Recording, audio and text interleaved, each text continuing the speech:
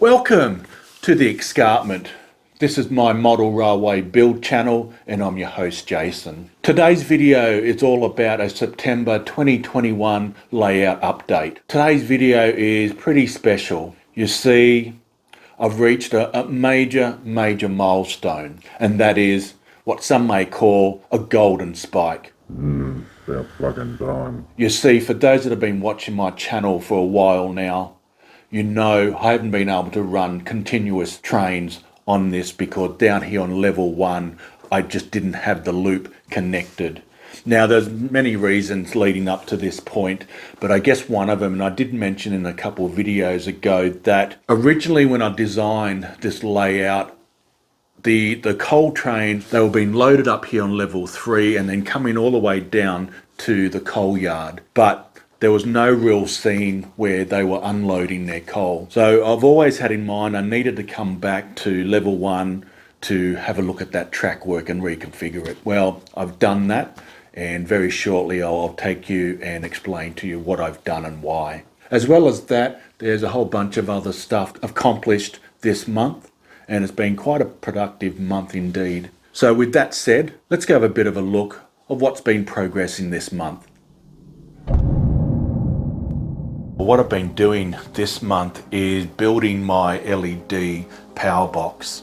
Now at the moment I've only installed LEDs for level 1 and level 2, and I'm yet to decide, as mentioned in the last video, whether I'm going to do it up on the top level, just due to the fact that the top level is a lot closer to the lights up on the roof. What I'm doing is basically just future proofing this, just in case I do decide to install some sort of lighting on level 3. On the side there, they are the dimmers, and the front some amp and volt meters. On the right there, the 3 that are vertical, they'll be for level 3, 2 and 1, just to measure what sort of outputs or power it's taking, and then that one on the left will be a total across the whole thing, just to make sure I'm not hitting any ceilings with power. Started to do the internal wiring, so I've got all the amp and volt meters hooked up, which is coming from the power supply there. You can see at the back I've still need to put in the main lines and for the switch at the front, so that's something I'll work on over the next month. I've fully installed all LED lighting for level 1 and 2, so basically you can go down. You can see there, lights have been installed. Now as we go around, there's going to be certain areas that I haven't, and there was reason for that, whether or not that area was going to be unseen due to the fact that it was in a tunnel or something along those lines. Let's head around and I'll show you what it looks like fully lit up as it is now.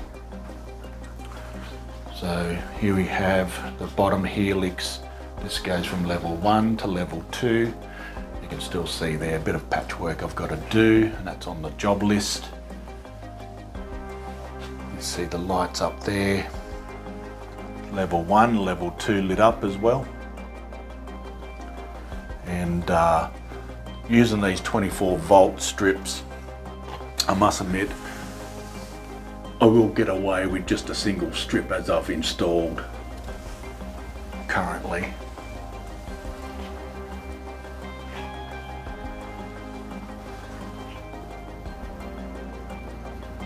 I've also just put in a bit of a face over there. I've got to come back and just paint it out.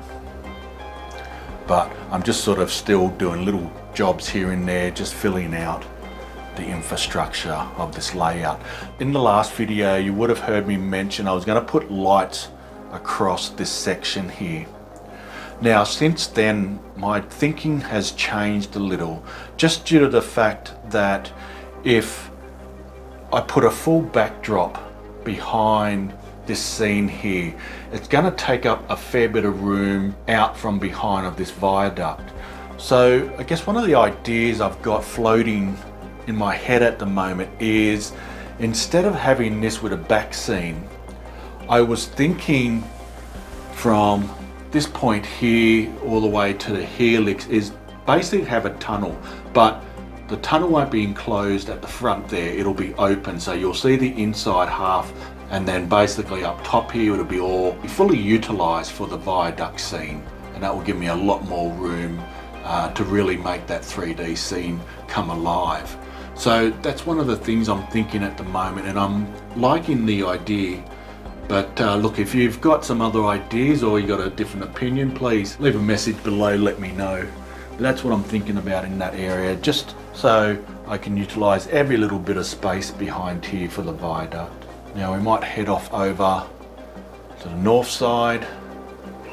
As you can see there, all the LED strips have been installed, including under this floating helix.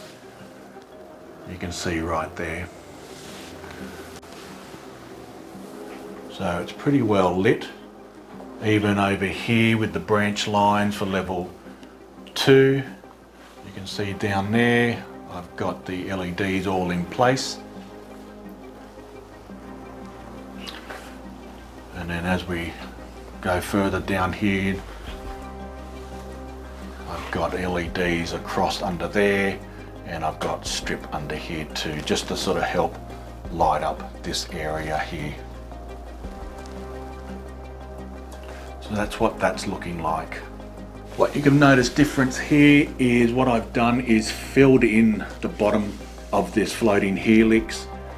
Now basically I've just covered it with plywood. I'll come back and just do one more coat, and that's all ready to progress to the next phase. So next on the list, let's talk about the track work down here on level 1, because that's been a fairly major piece of work down here. Now originally down here with these two main lines is it came around here, and I didn't have this set of points there. This sort of just ran off, but it was just a single line, and it was back and forwards, and it was always going to come back and block up the main line. Put in a couple of extra points there. Now this line here will go off and either go around for a continuous loop on this dog bone design, or it will go to the middle track there to unload coal. This other divergent route here goes straight to the station. Then as you can see there, once the trains are finished at the station, it can actually come back, cross this one, and get back to the proper side on the main line, which is the up line here. And it's all been fully tested, and it works great. When you're sort of wiring up your track, do make sure that you use color coding. It comes in handy when fault finding, and I must admit, a lot of my shorts were just basically I had the wires back to front on the tracks, or it was connected to the wrong bus line. Two main bus lines underneath at the moment, so it's taking care of the main lines. And then obviously I've got the second one to do the reverse loop here that basically goes all the way around and back down this way. So there was a bit of track there I had to rip up. There was a single slip up there somewhere that I took out. There was another set of points there somewhere that was connected to the yard, or the throat of the yard. So I took all that stuff out. The yard tracks I kept separate, and this section as well, just so there was no fouling of the main lines or even fouling of the throat of the coal yard. Other major works here, you can see I've got all my tracking now, and as mentioned in previous videos, I wanted to do something in the area of the coal, or unloading of my coal. I didn't want them just to come down and then go off to the coal yard, because there was just no facility along the way that even represented somewhere to dump the coal. So I've come up with this plan. So obviously there is some configurations changes around here. I put in a new set of points there, set of points there. So what will happen is, and I'll probably need to go around to the other side just to show you how the coal trains will come in. So basically this outer loop is the main line, and that'll be kept free for the trains coming on the down line, if it's not something that's going to just run continuously, if it's a coal train, it'll switch to this middle line here and go all the way around until it gets to a set of points on the other side. So what will happen as the coal train comes in, it will then diverge onto this track over here. Now if I move up here, I'm thinking roughly somewhere around here, that will be the coal unloader. It will go into a shed, and obviously it's on underground, offload the coal, or give that impression as it continues around on this loop. Then comes in on this line, and then basically it can then start to switch over.